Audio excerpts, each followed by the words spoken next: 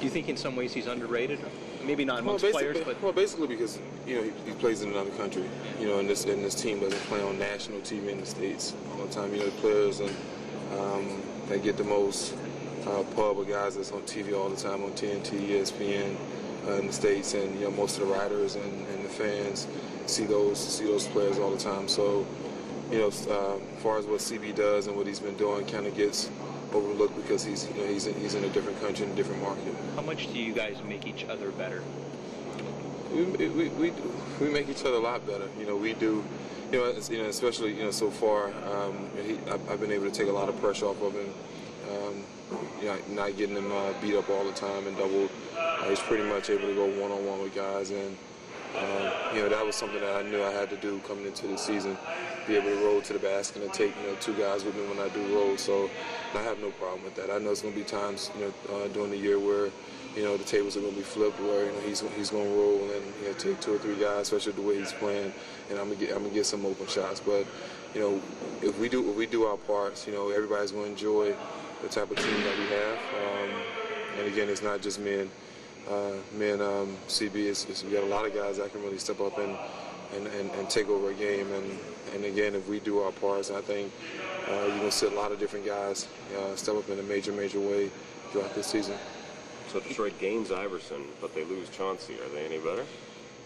Again, I don't really pay much attention to that. It's a lot of teams that say they're good on paper, but until they actually play together and see what type of chemistry they have, you never really know. Obviously, I know that I know AI personally, and I know him as an opposing player, and what he brings to the table is no question. His hard work, his intensity, his level of play.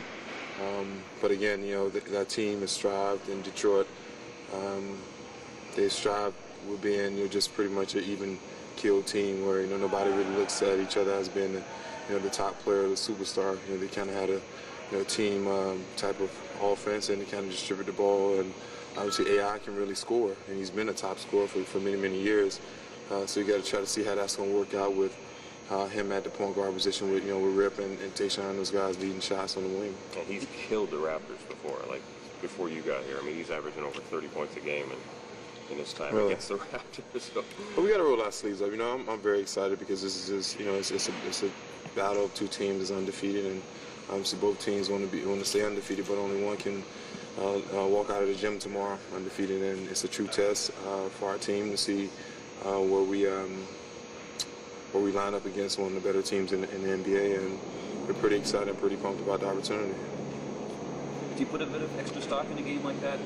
Say you're excited, but 2 3-0 teams. Do you put a little extra stock in the results? Oh, you want to beat a team like that. You do, and I'm not going to sit here and lie that it's just and say it's another game. It's not just another game. It's the Detroit Pistons, which have been one of the better teams in our league, and obviously I have a lot of familiarity with that team. By playing with Indiana and the type of battles that we've had. So it'd be good to get out there and bang bodies with Rashid. And Rashid is one of my better friends. We take our families on vacation. We took our families to Italy together on a yacht a year ago. So we have a lot of familiarity, and he's been one of the guys that kind of groomed me when I was in Portland. So, but we are always able to roll our sleeves up, go up to the jump ball, hug each other, and then say, "I'll talk to you after the game."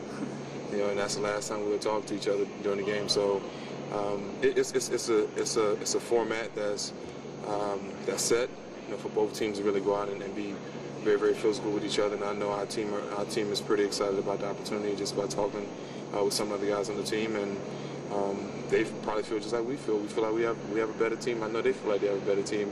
And again, if we didn't feel that way, then we wouldn't have an opportunity of winning the game tomorrow. So, but overall, the team that plays the best for 48 minutes is going to win that game tomorrow. Thank you. Does 3-0 make your team good?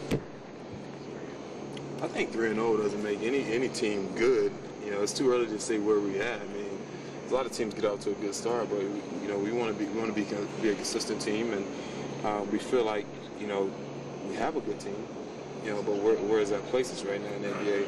It's too early to tell for any team right now that's 3-0. But games like tomorrow really determines how good we are at the early part of the season, and we don't want to stop working and don't want to stop wanting to get better, and our team has really worked really hard over the last 2 days on really trying to focus in and work on a lot of things that we haven't been doing. We were able to put in some more sets today.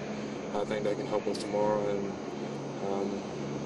again, we're excited about getting an opportunity to play against a good team like Detroit, because it's going to really see where we at, see if we can play through some of the deficiencies that we've had over the last 3 games and actually come into the game and improve on those, and also do some of the things that we've did well in the last 3